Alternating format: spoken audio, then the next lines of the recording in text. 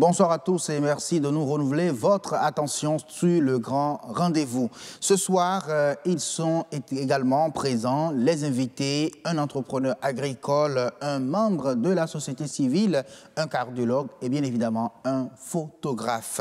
Bienvenue à tous sur le grand rendez-vous et suivez tout d'abord la météo.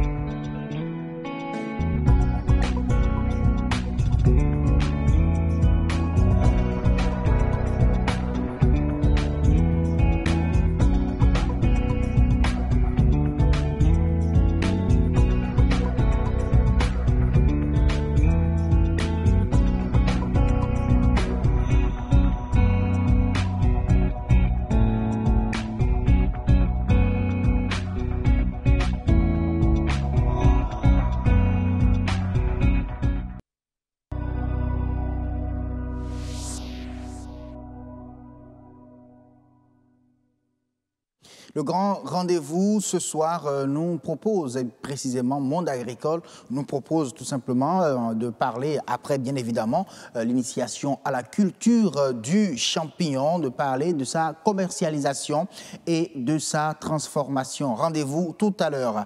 Le grand rendez-vous se met bien sûr dans la lutte anti-tabac. Ce soir, nature et bien-être nous présente bien évidemment le tabac comme source de cardiopathie et avec l'expert, mesdames et messieurs, il sera question bien sûr d'évaluer cette loi anti-tabac au Bénin.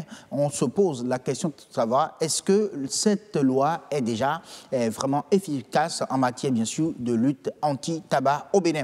Et puis on parlera bien sûr d'art sur Horizon Culture, on parlera photographie bien sûr, la promotion de la photographie aujourd'hui à travers donc une compétition dont on va livrer bien sûr le palmarès tout à l'heure sur Horizon Culture. Voilà donc le menu de ce grand rendez-vous parlant bien évidemment des plateaux, pardon. Et là, juste avant bien sûr à 19h45, on va retrouver Estelle Pazou pour le journal. Elle est là déjà, Estelle. Bonsoir Estelle. Bonsoir à vous, Assio. Alors, avec vous, tout à l'heure, à 19h45, nous allons bien sûr présenter aux téléspectateurs le journal. Mais avant, dites-nous, quel est le menu principal de cette édition? Alors, le monde entier célèbre aujourd'hui la journée mondiale de la lutte contre le tabagisme. Pour accompagner les manifestations officielles, BB24 s'intéresse aux femmes enceintes exposées à la nicotine. Lucien Dossou est un exemple à suivre. Il s'est libéré de l'emprise de la cigarette et nous irons à sa rencontre dans ce journal. Nous irons ensuite en Côte d'Ivoire où la transformation de l'anacarde est désormais une priorité. Booster la filière cajou serait bénéfique pour l'emploi sur les 5 prochaines années. Rendez-vous à 19h45 pour les détails. Merci beaucoup à vous Estelle Pazou pour ce rendez-vous et nous y serons tout à l'heure à 19h45. Alors les plateaux s'ouvrent à présent et c'est Nature Bien-être qui est en premier.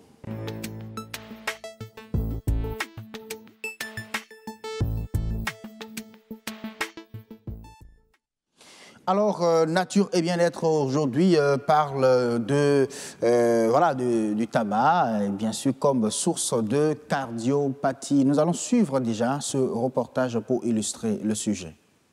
Selon l'OMS, l'Organisation mondiale de la santé, le tabac est la cause de 6 millions de décès chaque année. Il est aussi la source de plusieurs cancers et maladies cardiovasculaires. Pour combattre ce fléau, les députés de la 7e législature ont adopté une nouvelle loi.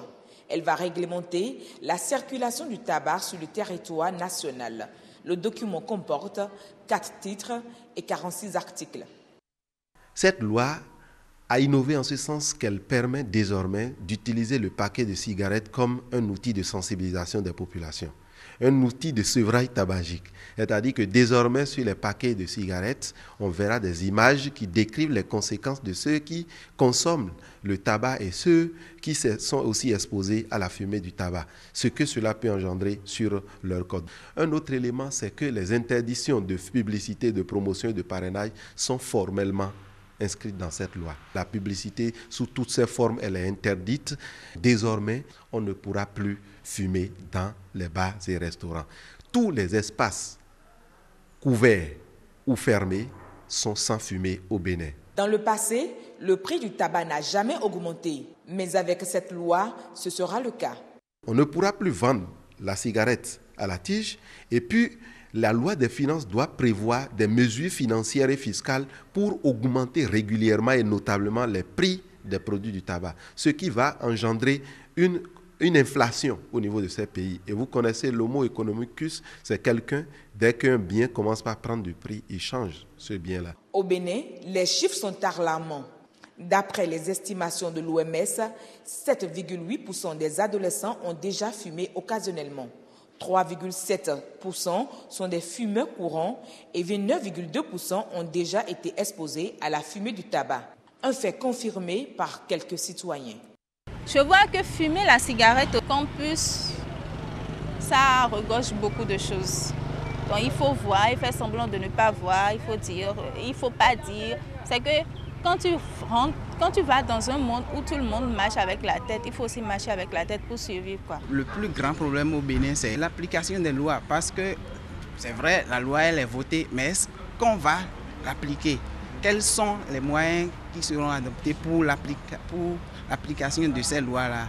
Des dispositions déjà prises en compte dans cette loi avec l'implication de la société civile. Elle a prévu un office chargé de sa mise en œuvre. Et cet office pourra mobiliser donc les ressources internes et externes pour pouvoir les concentrer sur la lutte anti-tabac.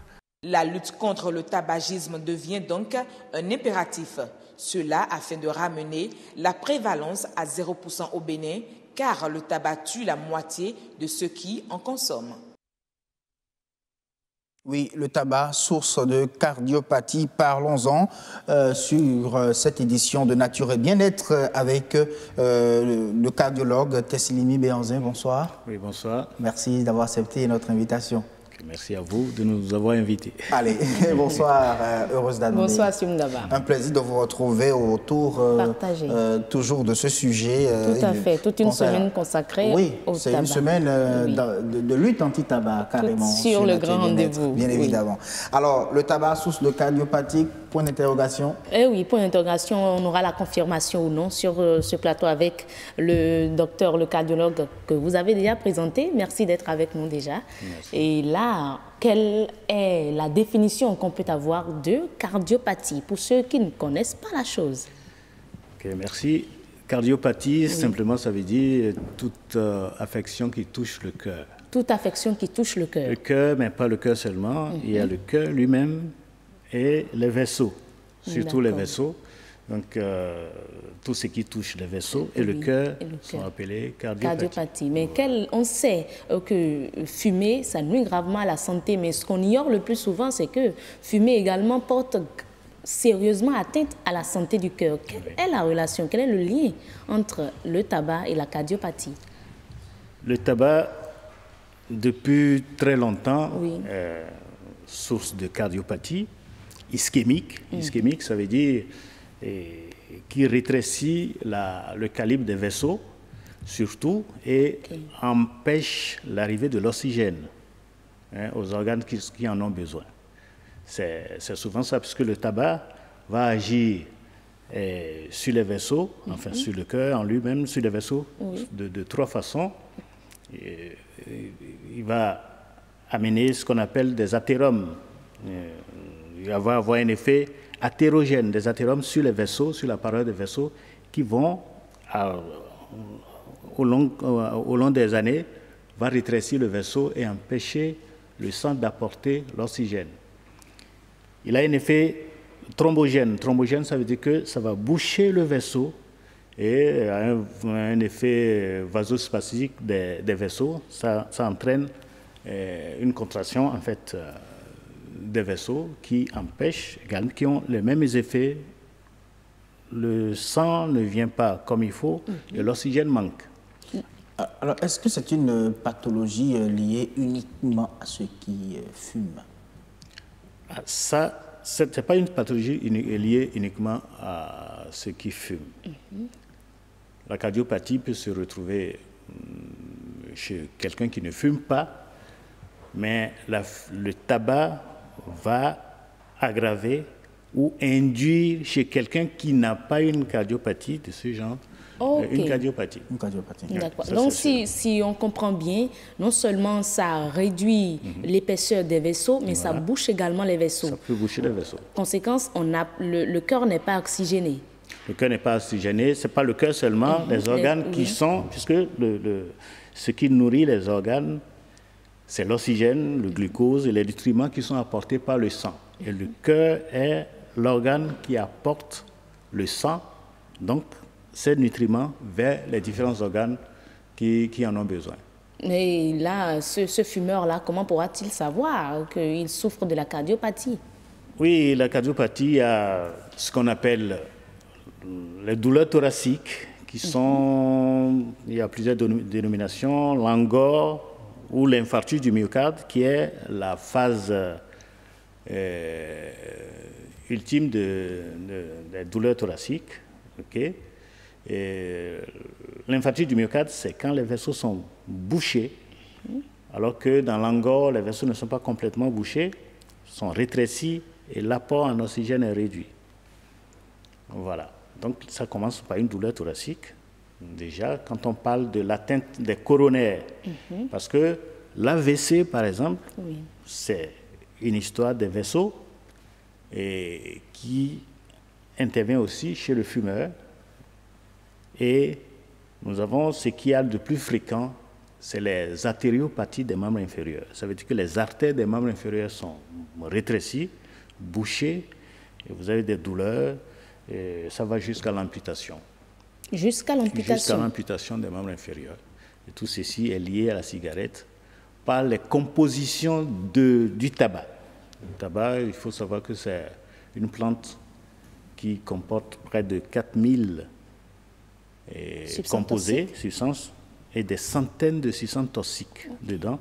Les plus connus, c'est la nicotine, bien sûr, le monoxyde de carbone, qui est un composé incomplet, par exemple, ça concerne le CO2, c'est le CO au lieu de CO2, qui va prendre la place de l'hémoglobine, enfin, la place de l'oxygène sur l'hémoglobine et empêcher, réduire la quantité d'oxygène qui sont là.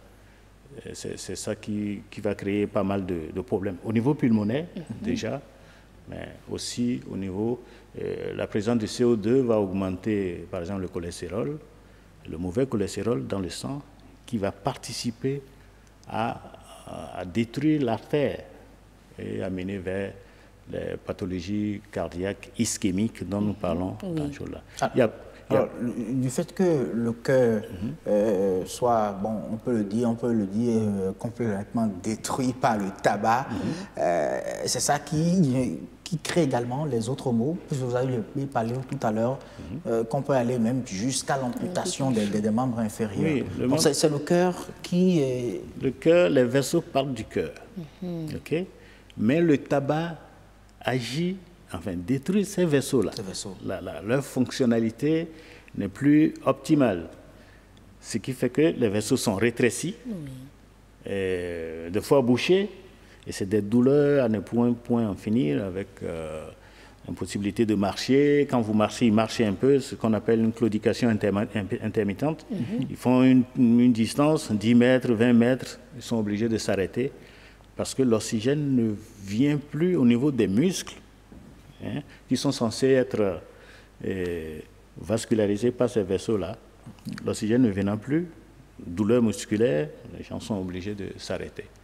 Et si les vaisseaux sont bouchés, le sang ne passe plus, l'oxygène ne passe plus, le pied devient noir, et nécrosé, voire vers la gangrène, et on est obligé de couper le pied. Mais il y en a qui disent qu'en fumant, il y a quand même des médicaments, des produits que vous pouvez prendre pour vous nettoyer l'organisme et donc vous n'allez pas tomber malade.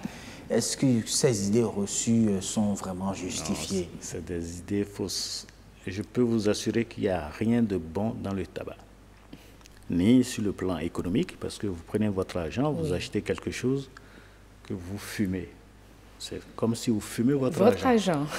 Il y a ça, mais les substances contenues, je n'ai cité que ces substances. Il y a des irritants, il y a des produits, des substances radioactives qui sont dedans. Radioactives? Ah oui, oui. Le polonium est contenu dans le tabac contient du polonium, qui est une substance radioactive et qui reste là. Il y a du goudron, le cadmium, c'est du goudron qui va rester et tapisser la face des vaisseaux et aggraver.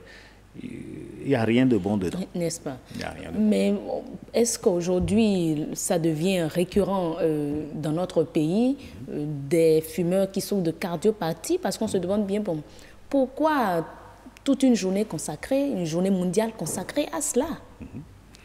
Non, mais il y a des gens, c'est l'addiction, des gens qui sont déjà dépendants du tabac. Ça, c'est un autre problème. Et la nicotine fait partie des produits qui rendent dépendants. La nicotine, il faut savoir que la nicotine, quand on fume, des alvéoles au niveau des poumons, vers le cerveau, la nicotine met moins de 7 secondes, par exemple. C'est plus, oui, c'est plus rapide que quelqu'un qui se drogue en s'injectant dans les veines. Oui. C'est encore plus rapide que ça. Vous voyez? Et ça va déclencher la libération de certaines substances comme la dopamine, l'adrénaline, et qui vont rendre, enfin, la dopamine surtout qui va entraîner la dépendance. La dépendance. Il y en a qui arrivent quand même à arrêter, à sortir du tabagisme. Est-ce que ceux-là, du point de vue sanitaire, peuvent également se retrouver? Mais tout à fait. Quand vous arrêtez, les maux peuvent diminuer considérablement. Et ce qu'on souhaite, c'est que ces gens-là arrêtent de fumer. Des gens qui ont déjà des douleurs thoraciques, qui ont déjà une angine de poitrine, c'est ce que nous appelons une angine de poitrine. Quand ils vont arrêter, les choses vont diminuer considérablement. Donc il faut encourager les gens à arrêter le tabac. Il faut l'arrêter, ce n'est pas diminuer. C'est une question de volonté. Surtout, une question de soutien social, on va dire. L'entourage doit participer. Il faut savoir aussi que le tabac, fumer simplement, ce n'est pas la santé de celui qui fume seulement qui est en jeu, mais tous ceux qui sont autour. On entend des reportages, on dit il ne faut pas fumer dans les bars, il faut pas. Ce n'est pas excessif, parce que quand vous fumez à côté de quelqu'un, il court les mêmes risques que vous qui fumez. La cardiopathie également. Tout à fait. Tout à fait. On voit des gens, vous fumez, ils vont développer les mêmes pathologies. Les cigarettes sont carrément des bombes qui circulent. Franchement. On peut l'appeler ainsi quand on voit les dégâts qu'il y a. C'est terrible. À part les cardiopathies, il y a bien sûr les autres pathologies pulmonaires et surtout le cancer. Le cancer du poumon, de la gorge, de la langue. Le tabac entraîne... le tabac tout simplement tue, nuit gravement à la santé, c'est peu dire. Le tabac tue, il faut insister là-dessus. Merci beaucoup Tessimili Bianzin, vous êtes cardiologue, merci d'être passé ici. Merci beaucoup. Merci beaucoup Heureuse Danondi d'avoir abordé la question. Alors en matière de lutte anti-tabac, on se pose la question de savoir est-ce que la loi 2017 du 18 décembre 2017 relative bien sûr à la production, au conditionnement, l'étiquetage, en tout cas la loi anti-tabac au Bénin est vraiment efficace pour une lutte réelle au Bénin pour qu'on puisse vraiment arrêter cela et pour que les gens ne tombent plus vraiment malades? On va répondre à la question dans un instant, ce sera avec l'expert.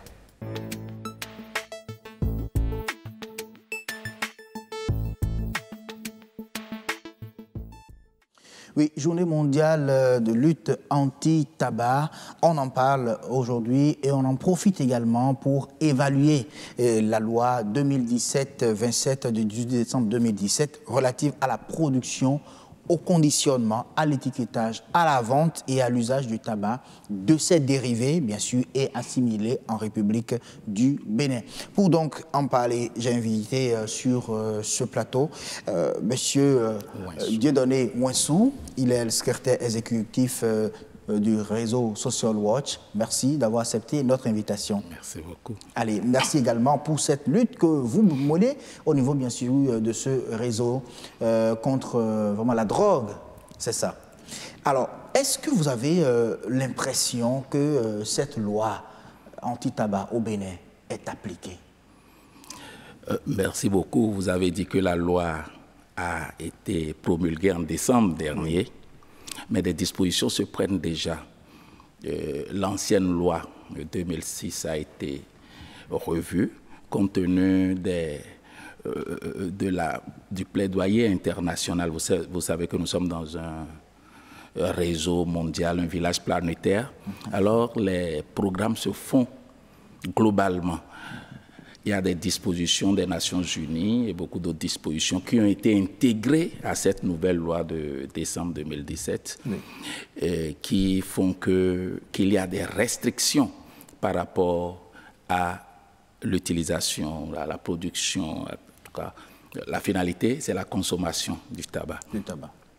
Donc, cette loi, je crois qu'il va falloir veiller à son application, parce que la loi contient beaucoup d'éléments qui pourraient permettre une lutte efficace contre cette consommation abusive du tabac. Vous allez constater aussi que au niveau des adultes, la statistique montre que les chiffres ont baissé. Mais c'est surtout au niveau des élèves, au niveau des jeunes, des artisans, des jeunes apprentis, des jeunes, qu'il y a une légère croissance, vu la croissance démographique aussi. Oui. Vous voyez aussi les problèmes socio-culturels, les problèmes de tout genre qui font que les gens tentent un échappatoire en allant vers le tabac. Et donc c'est un problème psychologique parfois qui conduit à l'utilisation du... Il y a le problème de mimétisme, le snobisme. On pense qu'avec le tabac, on est un peu plus gentleman, on est à jour, on est au top. Donc voilà des choses qui conduisent. Mais la loi prévoit une prévention, que des structures se mettent en place pour prévenir. Vous voyez qu'il y a un gros lobby derrière cette affaire de fabrication le processus, toute la filière tabac, il y a un gros lobby derrière et ça procure beaucoup d'argent aux industriels, en sorte que le combat devrait être un combat de sensibilisation. Aujourd'hui, la loi interdit la publicité. La loi interdit pratiquement la publicité. On ne doit plus faire cette publicité abusive en ce qui concerne le tabac. Le tabac, donc on ne doit plus voir les affiches dans les villes, c'est ça? Est-ce que ça fait partie également? En fait, la restriction, c'est que l'on peut voir les affiches où on écrit « nuit gravement à la santé ». Bon, mais la manière dont c'est écrit, que c'est tellement minuscule que c'est difficile. C'est une affiche, vous n'allez pas vous arrêter. C'est de loin qu'on lit l'affiche, on voit la belle marque avec un monsieur qui fume joliment, puis on met nuit gravement à la santé. Mais aujourd'hui, l'on ne peut pas faire la fête de la cigarette, par exemple, ça va être proscrit. Un peu comme vous faites la fête de la bière, puis l'on se saoule. Donc on ne fera pas la fête de la cigarette? Non, je ne pense pas que ça n'a jamais eu lieu et ça n'aura plus lieu. Aujourd'hui, dans les lieux publics, les gens ne fument plus. Alors, vous pensez qu'aujourd'hui, cette loi est tellement appliquée que les gens ne fument plus dans les... Non, la loi n'est pas encore rigoureusement appliquée puisque c'est une nouvelle loi. Voilà. interdit de fumer dans les lieux publics, mais aujourd'hui dans les bars, quand vous allez dans un bar, la première chose, c'est la cigarette. Ce qui montre que vous êtes entré dans un bar, c'est l'odeur de la cigarette. Vous allez dans une boîte de nuit, c'est l'odeur de la cigarette. Oui. L'on devrait aller jusqu'à proscrire l'utilisation dans les lieux publics, tels les bars parce et les restaurants. Monsieur Mouassou, si vous permettez, quand on entre dans la partie des définitions des thèmes, au niveau bien sûr de cette loi, cette loi définit comme espace non fumeur tout lieu public de travail ou de transport où il est interdit de fumer. Est-ce à dire qu'il y a des lieux publics où il n'est pas interdit de fumer, où il est permis de fumer? Les décrets d'application pourraient aller un peu plus dans les détails rapport à ces choses. C'est à nous de définir nos lieux publics, nos lieux. Par exemple, aujourd'hui, vous avez dans les avions des fumoirs, mais personne ne fume dans les avions. Il pourrait y avoir des cabines pour fumeurs. Vous allez dans une administration, l'on peut prévoir un petit coin pour fumeurs, n'est-ce pas? C'est un peu ça. Vous allez dans un restaurant, on devrait avoir la place des fumeurs. On ne devrait pas mélanger un fumeur avec un non-fumeur, puisque, comme l'a dit tout à l'heure le technicien en santé, même en fumant, vous pouvez contracter les déviances que produit le tabac. Donc, voilà des choses que la loi devrait veiller à mettre en application. Et là, c'est le rôle des acteurs non étatiques, les acteurs de la société civile surtout, avec l'État. Et la justice qui devrait s'impliquer dans ces dispositifs. Au Bénin, nous faisons très peu recours à la justice. Nous faisons très peu recours à la justice. Est-ce à dire qu'aujourd'hui, quand vous vous retrouvez dans un lieu, dans un espace public où quelqu'un est en train de fumer, comment arrêter celui-là? Parce que même les agents de police qui se retrouvent bien sûr dans ces lieux-là ne reprimandent pas ces fumeurs-là. C'est ça. C'est cette éducation qu'il faut donner. Vous ne pouvez pas aller dans un lieu public arrêter quelqu'un. Voilà. Vous faites recours aux forces de l'ordre. Aujourd'hui, la police quadrille pratiquement le pays. Il suffit d'appeler un numéro et puis les gens viennent. Mais il faut que la police soit informée de cette loi, puisque pour nous, quelqu'un qui fume dans un lieu public, c'est toléré. Mais cela ne devrait pas être toléré. Cela ne devrait pas être toléré. Un chauffeur qui est au volant et qui fume au volant, ce n'est pas normal. Il ne devrait pas fumer au volant. Et c'est même parfois écrit, interdit de parler de fumer dans les véhicules. C'est des choses, et nous n'avons pas cette culture de réactivité rapide, et nous n'avons souvent pas les voies de recours. Nous ne savons pas qui appeler dans ce cas. Vous êtes dans un quartier où une buvette permet cette déviance. Le chef quartier devrait intervenir. Le chef quartier, il suffit qu'on l'avertisse, c'est pour qu'il vienne mettre les choses en ordre. Et si le chef quartier n'arrive pas, le chef quartier sait comment faire pour aller un peu plus haut vers le commissariat de la zone. Et puis, après, vers la justice. Je crois que nous devrions apprendre aux populations comment réagir par rapport à toutes les déviances, et particulièrement par rapport au tabac. Nous sommes dans un pays où tout le monde est frère. C'est peut-être notre devise qui nous épouse, fraternité, justice, travail. On commence tout par la fraternité, et on pense qu'en voulant faire respecter la loi, on est en train de mettre du sable dans le gari de quelqu'un. Mais l'autre aussi devrait respecter la loi pour que chacun puisse se jouir du bien-être en matière de cette intoxication que produit le tabac. Alors, à part donc, les lieux publics, on peut fumer chez soi. Oui, vous pouvez fumer chez vous, mais il ne faut pas nuire à la santé de votre femme et de vos enfants. Les gens doivent, la loi dit aussi de sensibiliser. Il faut que les gens sachent tout ce que le tabac produit comme dégâts dans l'organisme. Il paraît que les cas d'évacuation au Bénin, par rapport à ces maladies cardiovasculaires, ça fait perdre à l'État près de 1 milliard chaque année. Le tabac lui-même ne rapporte que 72 millions comme taxe que l'État prélève pour dépenser 72 millions Et on dépense 1,2 milliard chaque année pour des cas, bon, ce n'est pas que le tabac qui cause ces maladies cardiovasculaires, mais le tabac y contribue. Donc, vous voyez, il faut sensibiliser les gens, leur montrer que le tabac nuit jusqu'au fœtus, même jusqu'à votre sperme. Votre sperme est infecté par le tabac.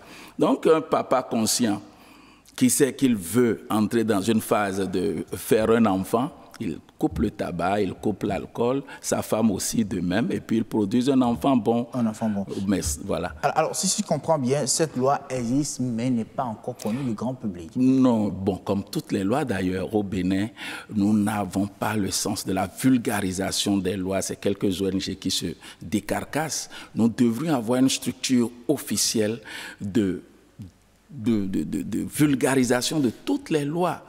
De vulgarisation de toutes les lois, de publication des lois et de sensibilisation des populations par rapport aux lois. Des ONG s'y attachent, s'y attellent un peu. Nous aussi, à Social Watch, avec nos maigres ressources dans ce cadre-là, nous essayons de faire quelque chose, mais il ne faut pas que ce soit une seule journée par an où on parle du tabac. Il faudrait en parler presque tous les jours, en parler dans les écoles surtout, là où ça...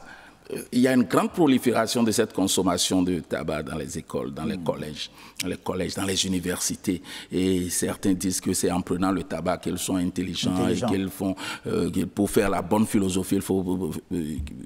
Et vous voyez les toilettes qui sont envahies par ces fumeurs et tout ça. Je pense que une sensibilisation agressive, des cours même par rapport à ça, pour que les gens soient un peu découragés, non pas découragés, mais sensibilisés.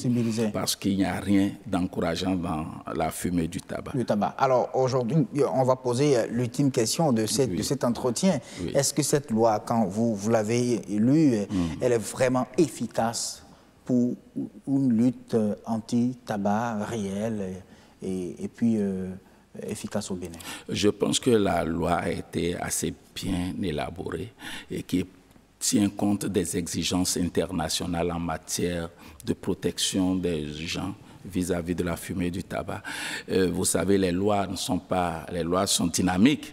Nous essaierons de mettre en application ce document, sensibiliser toutes les parties prenantes, surtout la justice, pour que la justice soit efficace. Vous savez, nous avons un système judiciaire un peu difficile à faire bouger. Donc, il faudrait qu'il y ait une justice efficace et rapide pour permettre une véritable application des dispositions de cette nouvelle loi, qui est une loi assez moderne, une loi très encourageante en matière de lutte contre le tabac.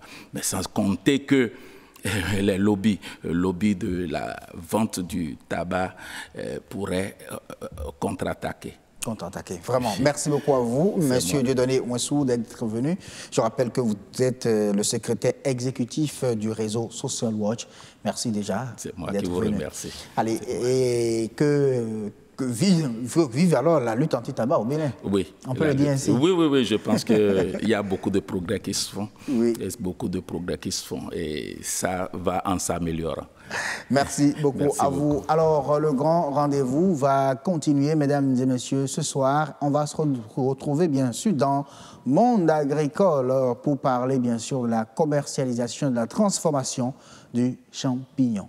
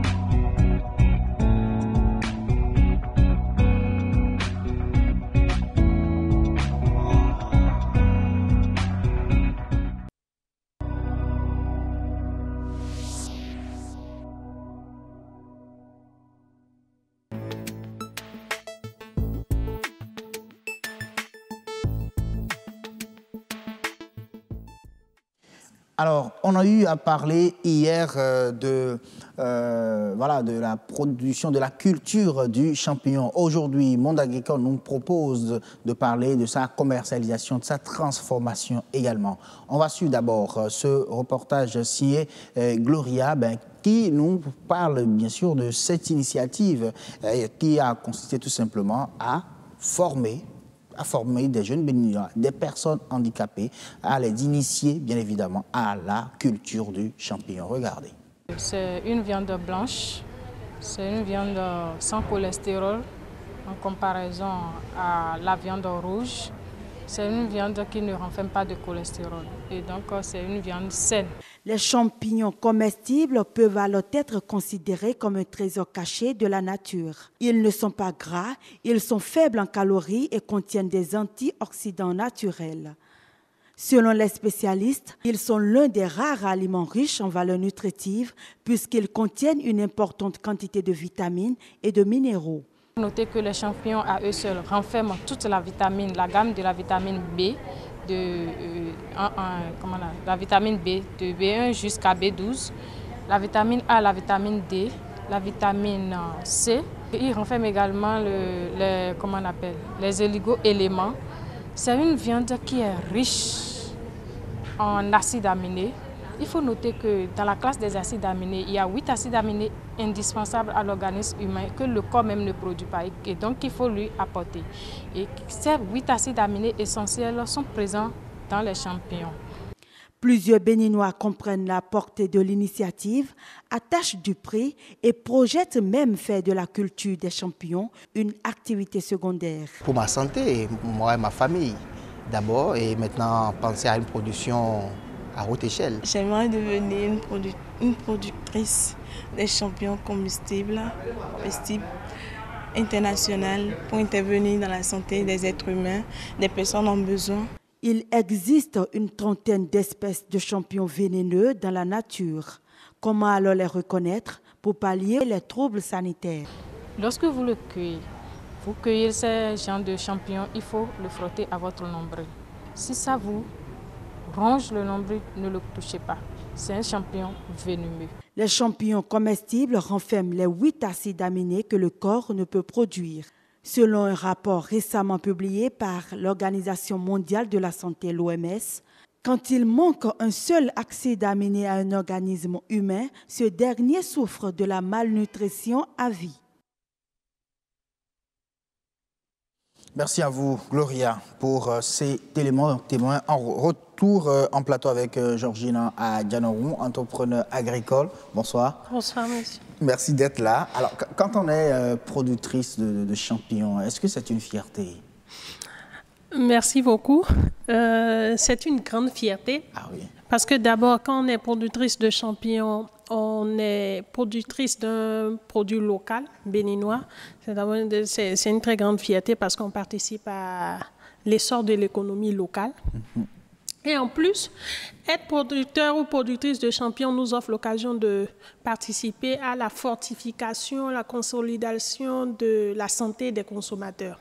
Parce que, comme on vient de le voir sur l'élément qui vient de passer, et le champignon est un produit alimentaire très riche en vitamines, essentiel pour tout le monde, pour tous les âges. Et on ne peut pas se passer de consommer. De consommer, bien sûr, le champignon. Alors, comment peut-on donc définir le champignon? OK. Donc, c'est très simple. Le champignon, c'est un être vivant qui n'est ni classé dans les végétaux ni dans les animaux. C'est un être vivant qui est faiblement différencié, c'est-à-dire qui n'a pas trop d'organes comme les autres êtres vivants, qui n'a pas de feuilles naturellement, qui est muni d'une tige. Quand on le voit, il est constitué d'une tige qui est surmontée d'un chapeau. D'un chapeau. Voilà. Donc, visiblement, c'est comme ça qu'on peut le décrire. Et il se reproduit par des spores. Les spores se retrouvent au niveau du capophore, c'est-à-dire au niveau du chapeau qu'on voit visiblement là, les spores sont à l'intérieur. Ah oui, c'est par là que le champignon se reproduit. C'est par là, en fait, que le champignon se reproduit par les spores qui ont tendance à tomber du capot fort, du chapeau du champignon. Okay. Donc, en tombant, ils retombent sur la substance nutritive, la substance organique, c'est-à-dire le sol ou le compost ou d'autres substrats qu'on utilise pour sa multiplication. Okay. Voilà. Merci beaucoup, en tout cas, pour cette définition. Mais quelle est la place, en fait, du champignon dans la consommation au niveau des mets béninois? Voilà. Et comme vous savez bien comme moi, le champignon faisait partie de nos mets depuis très longtemps. C'est-à-dire que depuis toujours, on consomme le champignon au Bénin. Okay. Le champignon au village ou dans nos communes, même à Cotonou ici, on a toujours l'habitude de s'en procurer pour faire des sauces, la sauce légumes, la sauce de fruits de palme, Deosunu, comme on a l'habitude de l'appeler. On met du champignon dedans? Bien sûr, on met du champignon là-dedans et c'est vraiment, je vous invite à essayer pour voir. Ça doit être nouveau, hein, bien. Ça fait partie de nos habitudes culinaires, surtout dans la zone de l'Ouémé. C'est très, très, très consommé. Très, très consommé. Ce qui fait que aujourd'hui, la plupart des Béninois qui ont quand même fait le village, qui ont quand même fait un peu le village, ont l'habitude déjà de consommer le champignon. Mais en ville, on ne connaît pas vraiment le champignon. En ville, bon, ceux qui ont quitté le village pour la ville, ils le connaissent.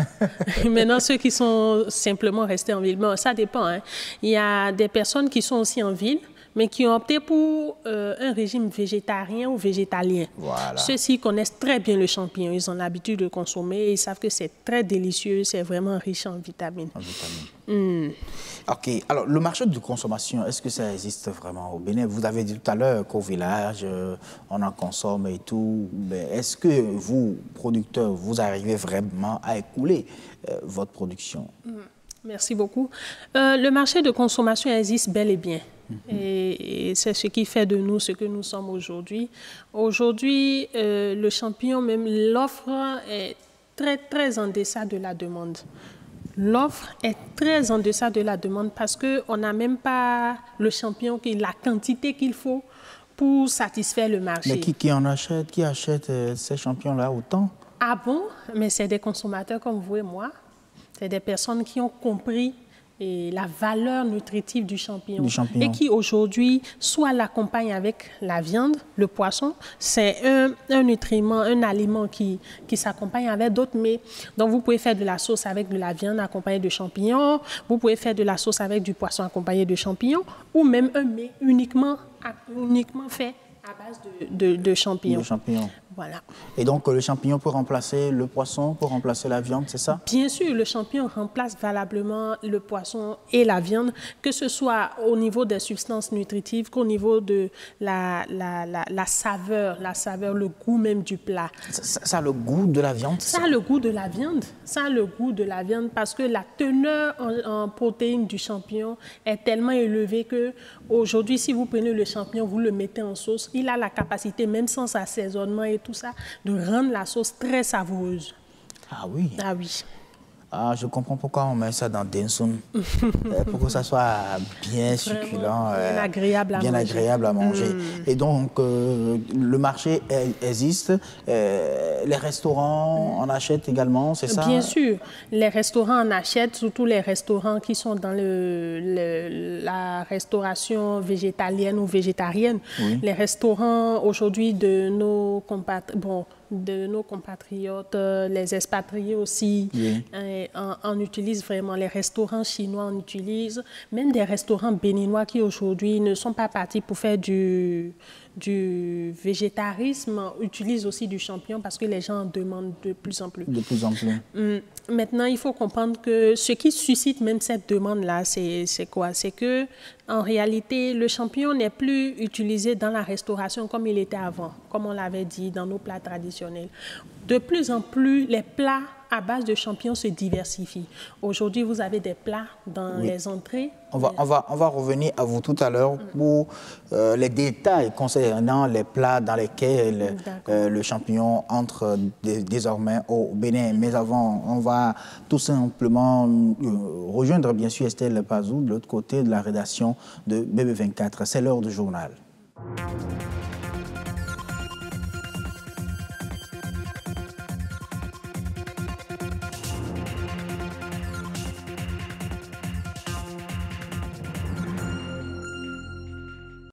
Bonsoir à tous, c'est l'heure des informations sur BB24. Bienvenue. Chaque année, le 31 mai, l'OMS et ses partenaires marquent la journée mondiale sans tabac. À l'occasion, BB24 fait focus sur les femmes enceintes exposées à la fumée de la cigarette.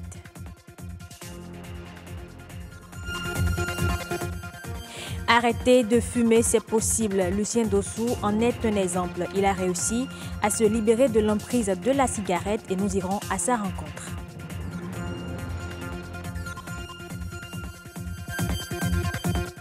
Et puis en Côte d'Ivoire, la transformation de la noix de cajou pourrait permettre d'accroître les revenus. Le pays ambitionne d'en faire une priorité dans les prochaines années.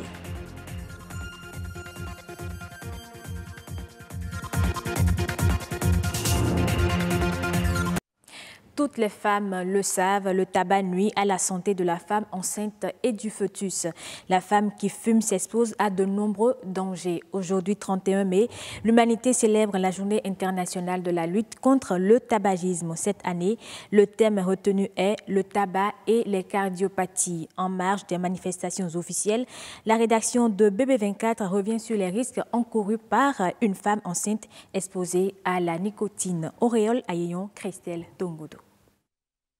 La consommation de tabac est le premier facteur de risque pour les maladies non transmissibles, dont les affections cardiovasculaires, donc l'hypertension artérielle, les coronaropathies, les troubles du rythme cardiaque et même les accidents vasculaires cérébraux. Le tabac, une substance dangereuse pour l'homme, mais les risques chez la femme enceinte sont encore plus grands. Le grand risque, en fait, lorsqu'on s'expose au tabac, c'est surtout le développement du fœtus. Parce que ça entrave, la nicotine entrave le bon développement au niveau d'abord placentaire en inhibant les échanges maternaux-fœtals.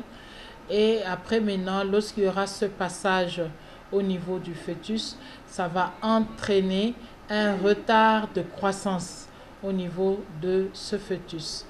Et ce retard de croissance sera préjudiciable au fœtus parce qu'il y a un grand risque de mortalité néonatale. La conséquence sur la mère, c'est surtout les complications en matière de survenue de l'hypertension artérielle et grossesse.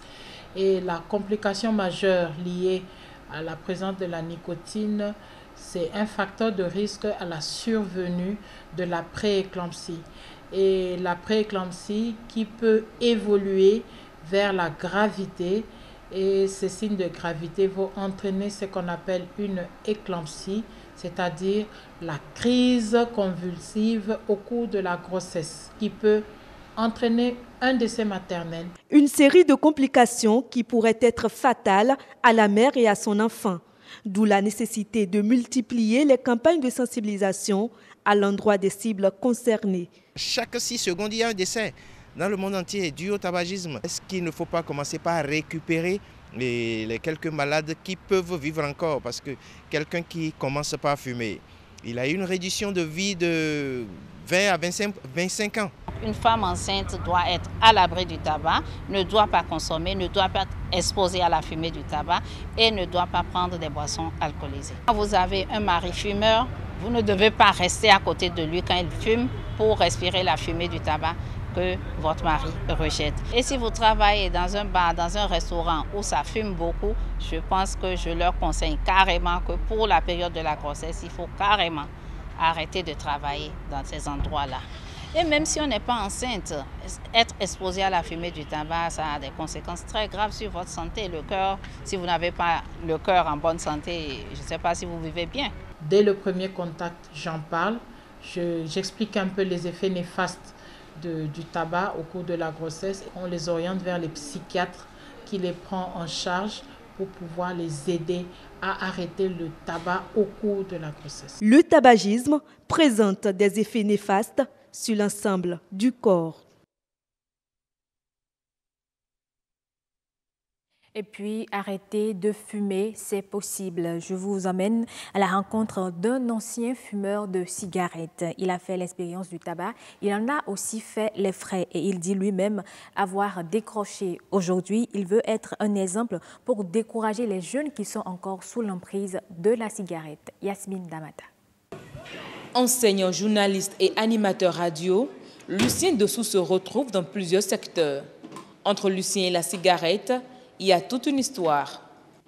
Autour de 14 ans, 15 ans, 16 ans, là, on avait l'habitude de jouer au caleta.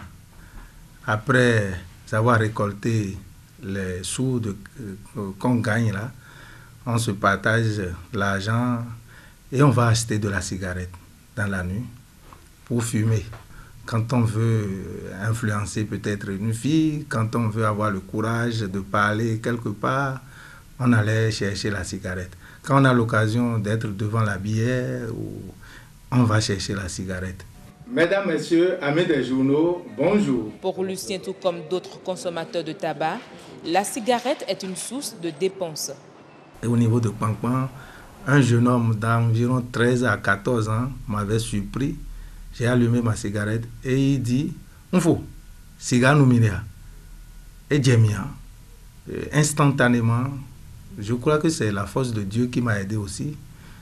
J'ai éteint la cigarette, je l'ai jetée. J'ai pris la deuxième baguette qui était dans ma poche, je l'ai cassée, je l'ai jetée.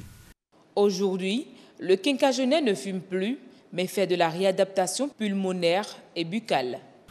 J'ai été 2 fois à Saint-Luc pour me faire nettoyer les dents parce que à un moment donné, j'avais honte de parler devant les gens. Il y a des écailles, des trucs jaunes qui dansaient dans mes gencives. Et j'avais honte de parler 1 fois, 2 fois, pour dépenser 15 000. Vous sentez mauvais. Il y a une odeur nauséabonde qu'on dégage soi-même. Et qu'est-ce que je faisais? J'étais obligé d'acheter du Zoro chinois, d'acheter du chewing-gum. Vous voyez, en plus de la cigarette, qui me prend de l'argent, je prenais du Zoro chinois, je prenais du chewing-gum juste pour cacher l'odeur. Donner un sens à sa vie, suivre les conseils, avoir la volonté de se soustraire à cette dépendance. Ainsi, des milliers de personnes de par le monde pourraient suivre comme Lucien Dossou. Toi, jeune, ne t'aventurerie jamais à aller vers la drogue ni vers la chicha. Une mode de ce genre va te détruire et anéantir ton avenir. Maladie grave mais relativement rare, le cancer du pancréas est très agressif. Les symptômes de cette pathologie sont peu révélateurs puisqu'ils ne sont pas spécifiques d'un cancer du pancréas et peuvent avoir d'autres causes. Quelles sont les manifestations de cette maladie et quelle attitude adopter en face du mal? Anthony Alaka et Sylvana Tchanou apportent les réponses. Le cancer du pancréas ou adénocarcinome pancréatique est un cancer de la glande qui sécrète les enzymes digestives. Elle prend naissance dans les cellules du pancréas et échappe au contrôle de l'organisme. Plusieurs facteurs peuvent favoriser ce cancer chez un individu. D'abord, il y a l'âge. Ça apparaît souvent chez les sujets au moins à partir de la cinquantaine, 50 à 70 ans. Dans le cas du cancer du pancréas, l'alimentation riche en graisse est incriminée. L'alcoolisme qui est également incriminé. Le diabète. Mais parfois, le diabète peut survenir concomitamment à l'apparition du cancer du pancréas. Situé au niveau de l'abdomen, le pancréas est une glande de la région postérieure. Il existe plusieurs types du cancer du pancréas, chacun avec sa façon de se manifester. Le cancer de la tête du pancréas ne fait pas mal. Ça peut se développer sous forme de masse qu'on peut palper, mais c'est rare, extrêmement rare. Mais la plupart du temps, un sujet qui a des yeux jaunes qui apparaissent. Et les yeux jaunes là ne diminuent pas d'intensité. Il n'y a pas de fièvre qui accompagne les yeux jaunes. Et le sujet maigrit. Progressivement, il a une altération de l'état général. Il faut craindre un cancer de la tête du pancréas. C'est ça que nous on appelle dans notre jargon un ictère nu. À cet ictère-là va s'accompagner un prurite.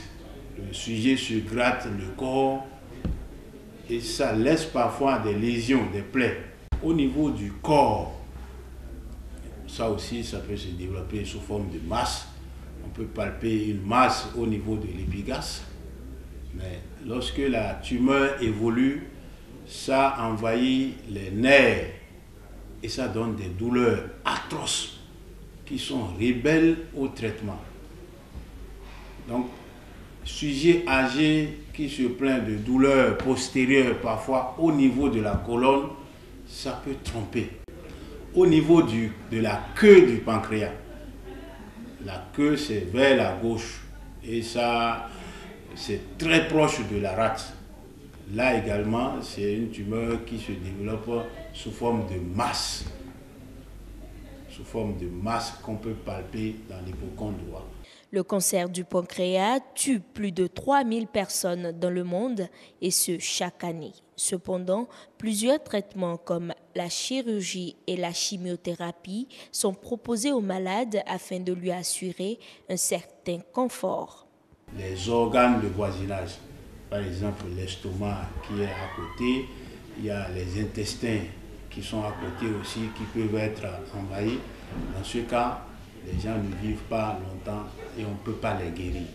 Si aucun traitement n'est retenu pour soulager le patient, une prothèse peut être posée pour faciliter la circulation de la bile ou le transit des aliments.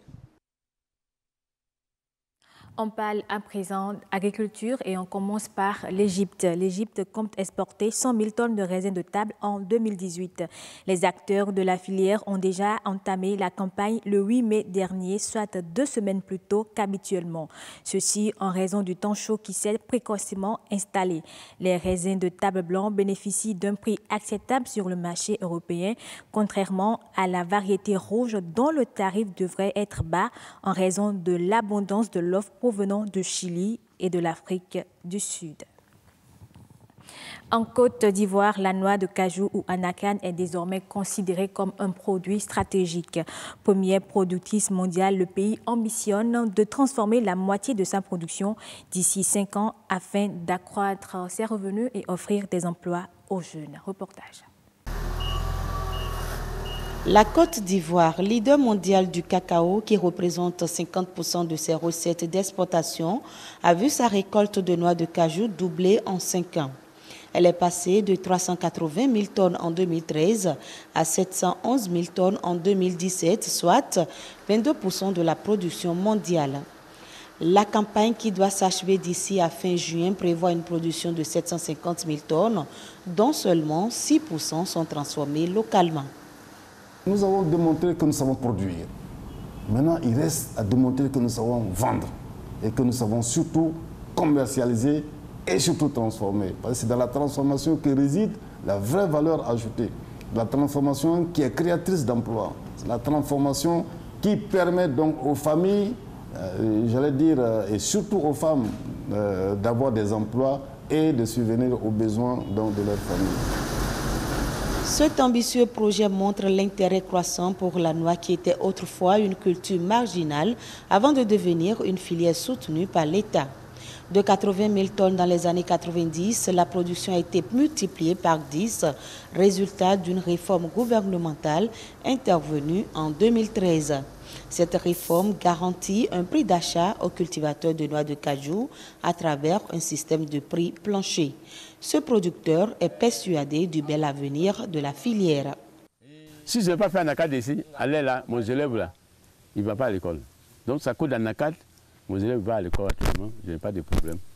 Quand on paye un peu, je donne aux élèves. Là, je suis libre. Donc anacarde est bon. Mais l'État aussi n'est qu'à nous voir, n'est qu'à faire une usine à côté de nous. Comme ça, là, les gens vont payer ils vont gagner bénéfice. S'ils n'est pas planté là, ils vont gagner bénéfice. Et nous, quand on planté, nous qui l'avons souffert là, il faut qu'on gagne. Le secteur compte 250 000 producteurs regroupés dans une vingtaine de coopératives et emploie 1,5 million de personnes directement ou indirectement. Pour l'heure, la Côte d'Ivoire ne dispose que d'une dizaine d'unités de transformation. Les principaux pays consommateurs sont l'Inde, les États-Unis, l'Union européenne, la Chine, les Émirats arabes unis et l'Australie. Merci de nous avoir suivis. C'est la fin de ce journal. À bientôt. Oui, à bientôt, en disant tout simplement à demain, Estelle Pazot, pour une autre édition du journal. Ah non, sinon, la semaine prochaine, c'est ça. Demain, ce sera avec Amadine Niabosso. Déjà. Allez, bon, on revient en plateau avec Georgina Adjanoou. Vous nous présentiez les mets dans lesquels on peut donc retrouver le champignon. Vous parliez déjà des entrées. C'est bien ça. Donc aujourd'hui, la consommation du champignon se modernise, j'allais dire, se diversifie parce qu'on ne retrouve pas seulement le champignon dans les sauces habituelles. Le champignon se retrouve aussi dans les entrées froides, les entrées chaudes.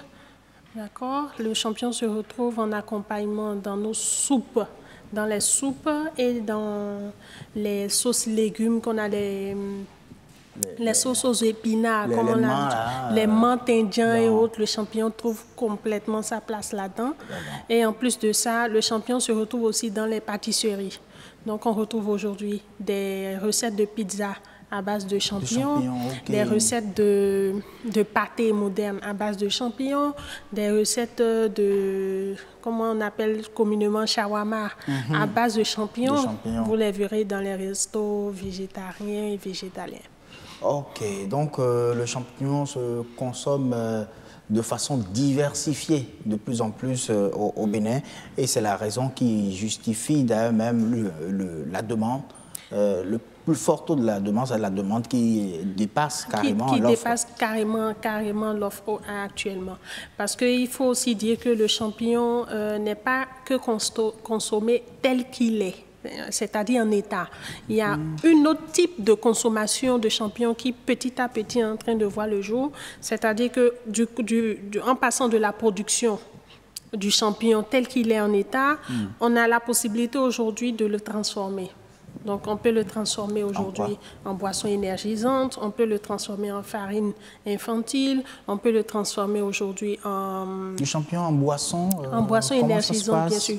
Parce que quand vous prenez le champignon, c'est un aliment qui est riche en vitamine C, comme on a suivi dans l'élément tout à l'heure. Donc, vous savez que la vitamine C, c'est un précurseur d'énergie. C'est cette vitamine-là qui nous donne tout l'embonpoint dont nous avons besoin pour accomplir toutes les tâches de la journée. Le champignon aussi est très riche en cette vitamine-là. Donc, on a la capacité aujourd'hui de produire des boissons énergisantes à base de champignons. Vous prenez de telles boissons, vous êtes topé, vous êtes au naturel jusqu'à la fin de la journée. De la journée. Ah, d'accord. Donc, du champignon en boisson, on le fait également en poudre, c'est ça? En poudre, on fait en poudre et aujourd'hui, le champignon en poudre se consomme intégralement comme une épice. Une épice qu'on peut intégrer à la cuisine, dans nos cuisines.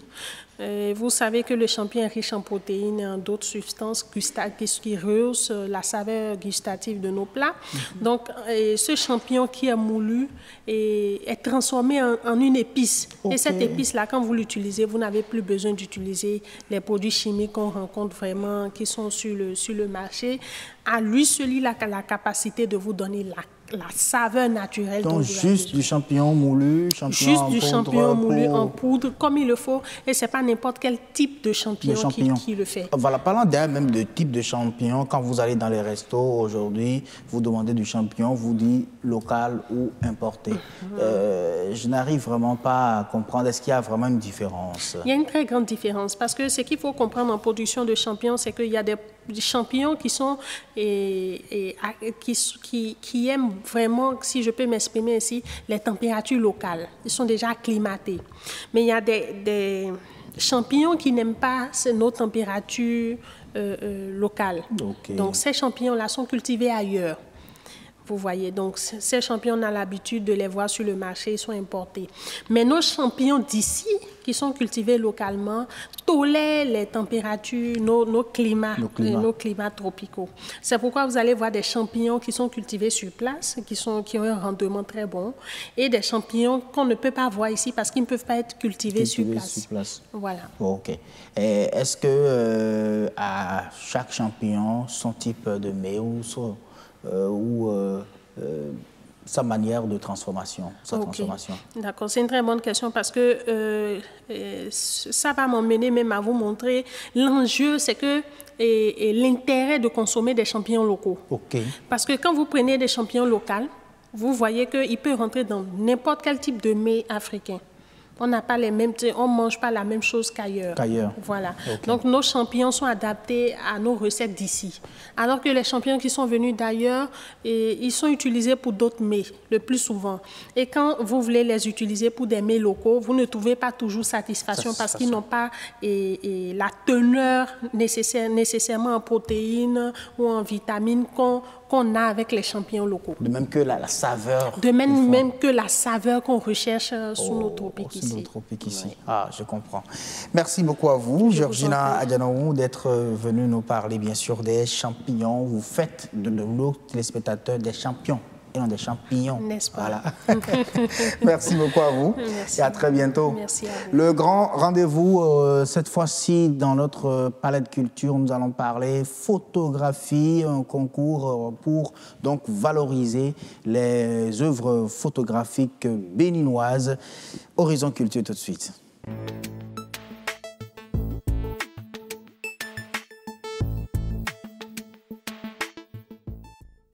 Nous parlons aujourd'hui du concours international de photographie et ça se passe bien sûr au Bénin. Promouvoir les œuvres photographiques à travers bien sûr une compétition. Nous allons en parler, mais avant, je vous laisse découvrir cet artiste, ses œuvres. En réalité, lui, il est spécialiste de la photographie du nu. Regardez. Décor dans les tenues d'Ève et d'Adam. La nudité se révèle dans les contrastes et les contre-jours.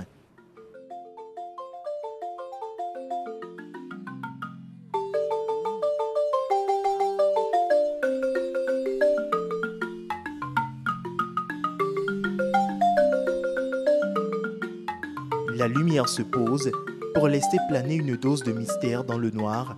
C'est le nu. Le nu est un genre photographique. Tout comme on peut trouver la photo de sport qui est un autre genre.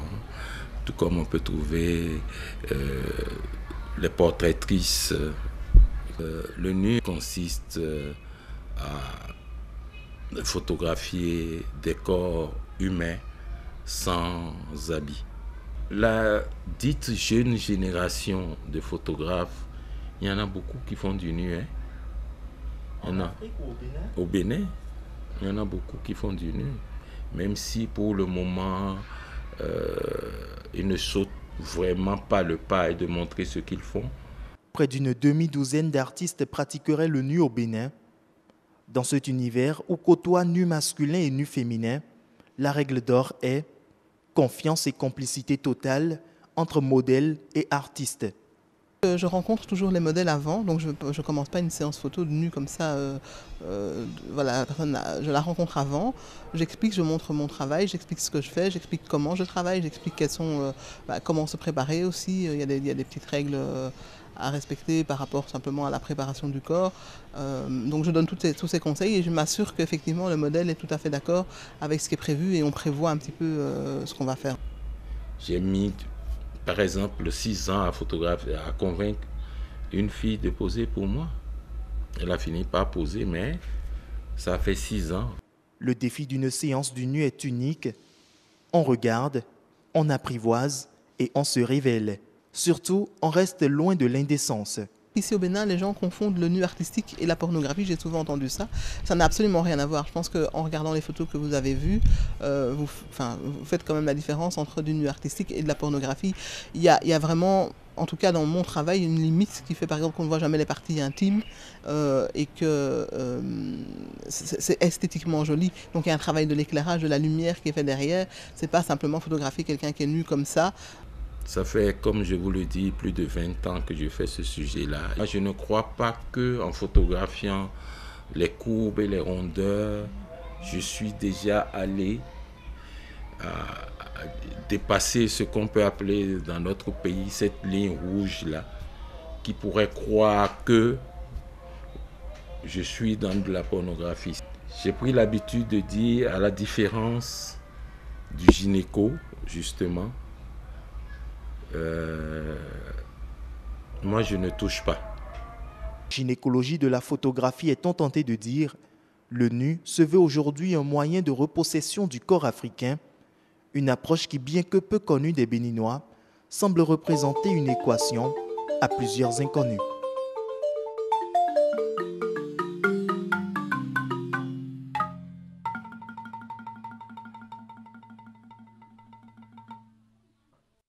Allez, merci beaucoup à Rodrigue Babagbeto pour ce reportage, cet élément qui illustre bien sûr le sujet du jour concernant bien sûr le concours international de la photographie. Nous sommes en plateau avec M.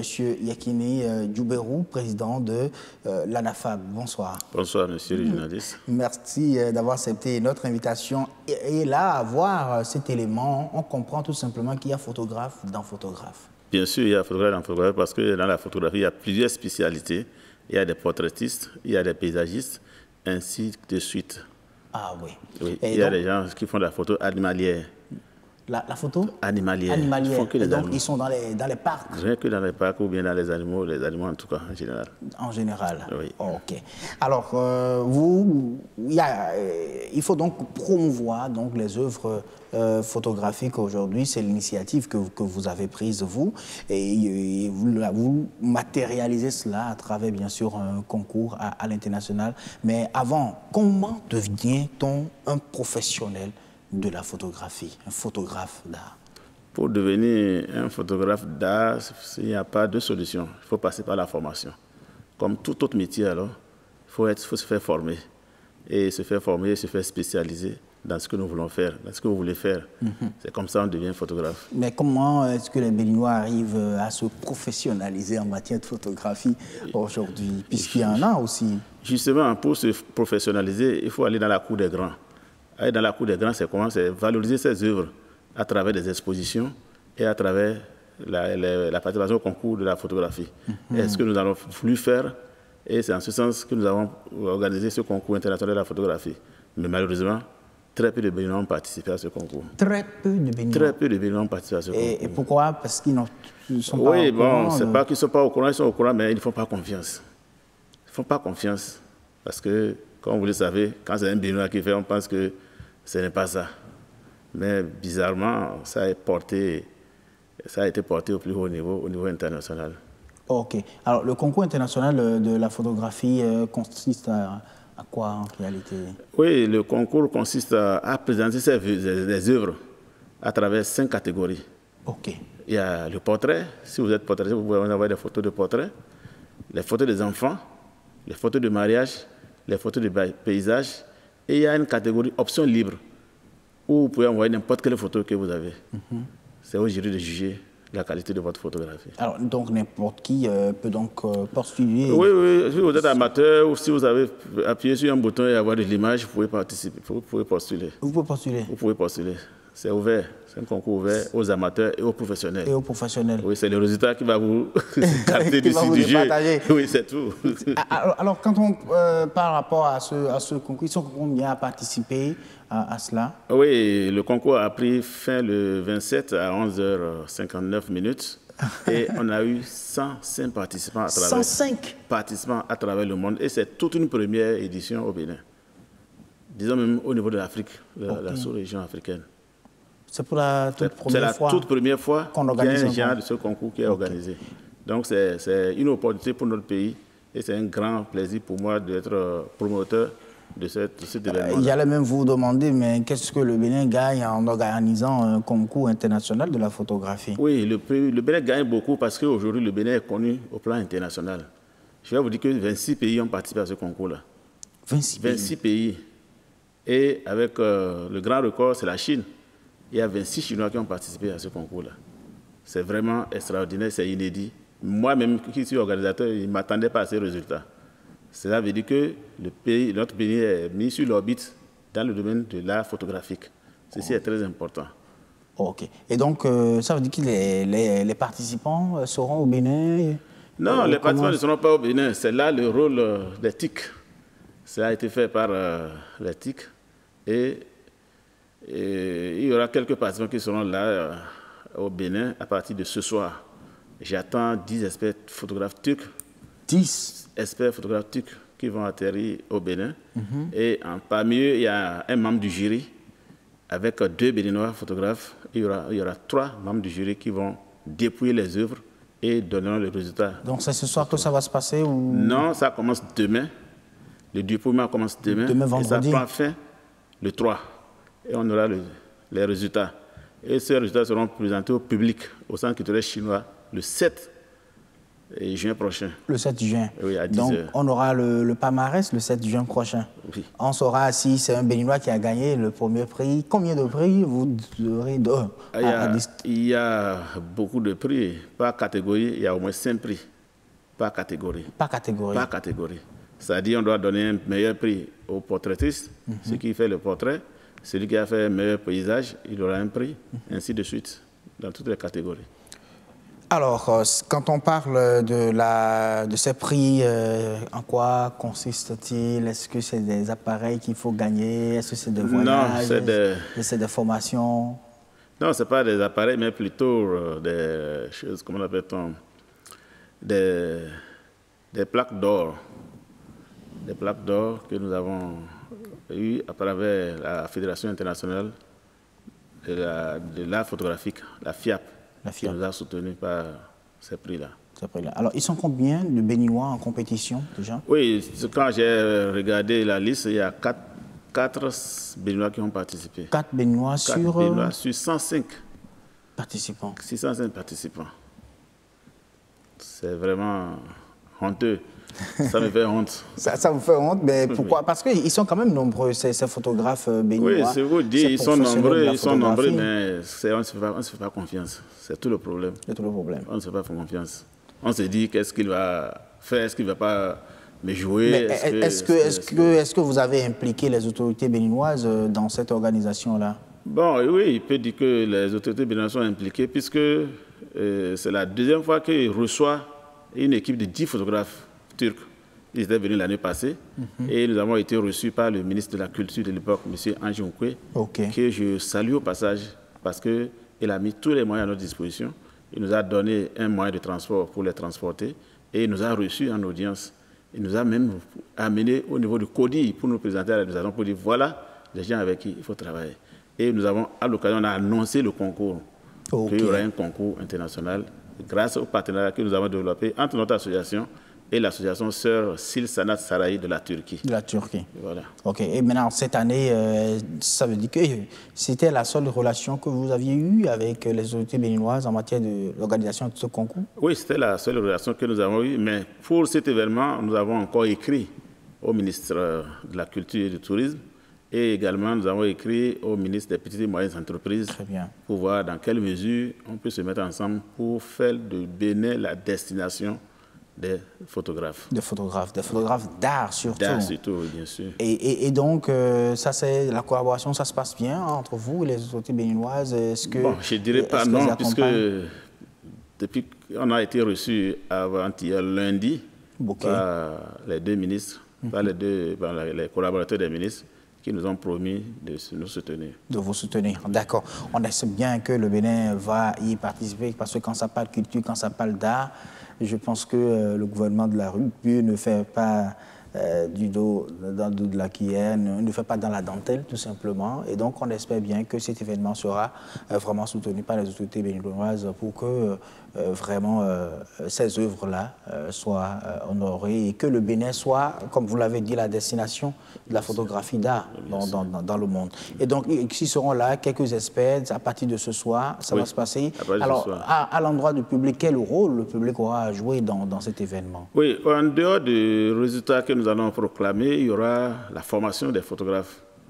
Il y aura aussi la formation de 3 jours pour les jeunes enfants, pour les amener à comprendre ce que c'est que la photographie et les amener à aimer la photographie. Dans ce sens, il y a une experte photographe qui vient ce soir, qui va faire la formation au niveau de mon centre. Il y a une centre de formation en photographie et la formation va se dérouler sur 3 jours, le premier, 2 et 3. Ça, c'est au niveau de mon centre. Maintenant, au niveau du centre culturel chinois, le 7 également, il y aura la formation des photographes béninois. Ils sont conviés. Maintenant, pour le public béninois, nous avons essayé de faire une exposition et il y aura le vernissage sur l'événement que nous avons organisé en décembre dernier à Nati Tengou. Il s'agit de la Journée internationale de la montagne. C'est l'occasion pour ceux qui n'ont pas pu faire le déplacement de Nati Tengou de revoir ces images que nous avons exposées là-bas. Et ça va se faire au centre culturel chinois pendant quelques jours. Pendant quelques jours. Oui. Et donc, tout commence déjà le 1er. Oui, tout commence déjà le 1er au niveau du centre IEC Service. Centre de formation de type dual en photographie. Et ça, c'est à Boumé-Calavé. OK. Et donc, après ça, ça va continuer au niveau du centre culturel chinois. Oui, ça va continuer au niveau du centre culturel chinois. En dehors de ça, nous avons des sorties avec les amis turcs. On doit aller à Porto-Novo, voir le roi de Porto-Novo. Et on doit aller voir quelques sites touristiques. Des occasions de faire également de faire des shootings. Oui, on doit aller à Gambier. Et là, on a même prévu passer une nuit là-bas. Parce qu'ils étaient arrivés l'année passée. Et ils ont très intéressé par Gambier. Ils ont aimé Gambier. On a dû tordre le coup au programme l'année passée pour leur faire une deuxième. Ils ont fait 2 tours à Gambier avant de partir. Oui. Et cette année, ils ont insisté qu'ils veulent passer une nuit là-bas. C'est déjà planifié pour qu'ils passent la nuit. Pour qu'ils passent la nuit là-bas. Oui. En tout cas, nous resterons toujours collés à l'actualité liée, bien sûr, à cette compétition qui valorise les œuvres photographiques, les œuvres d'art de la photographie. Merci beaucoup. C'est moi qui vous remercie. Venu sur ce plateau. Merci beaucoup. Et à très bientôt. La suite du grand rendez-vous, ce sera bien sûr sur la toile avec vous, chers téléspectateurs. On va suivre à présent l'actu web.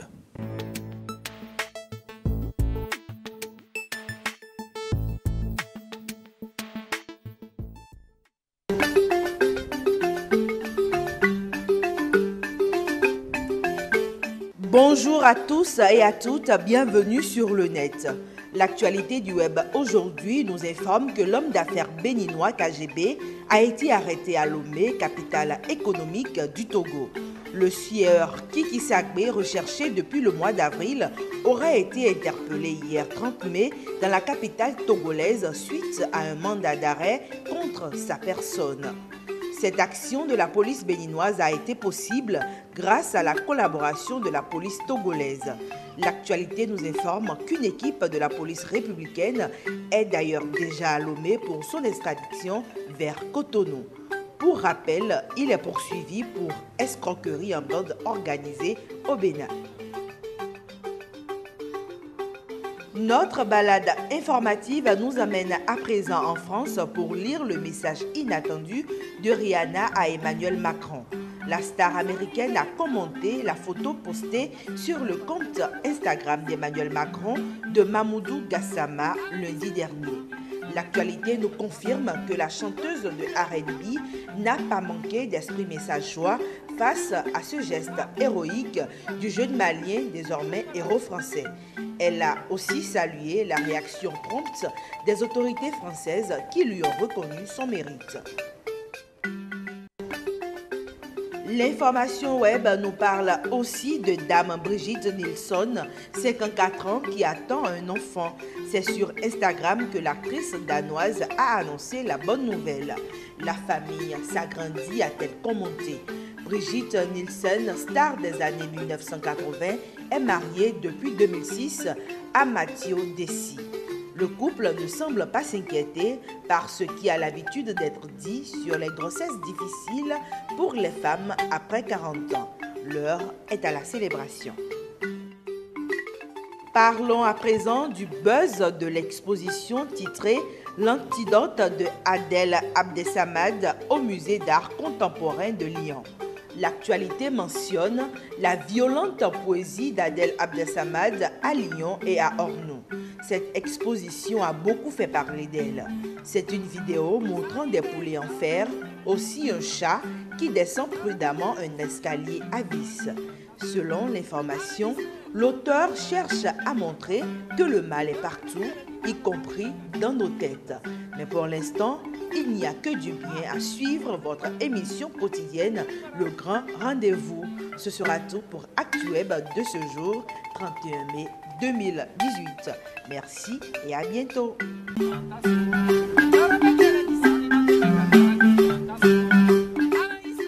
À bientôt et merci beaucoup à vous, Agnat Onifade, pour cette belle revue ActuWeb. La météo pour clôturer définitivement.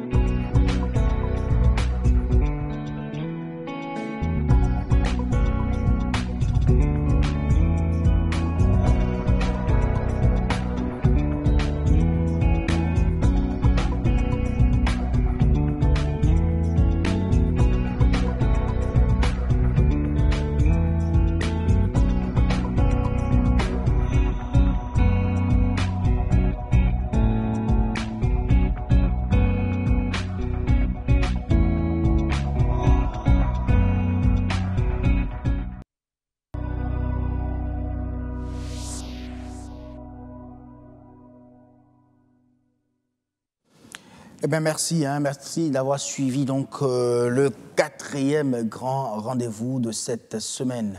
À demain, vendredi, pour la dernière de la semaine. Allez, bonne soirée, ciao, ciao.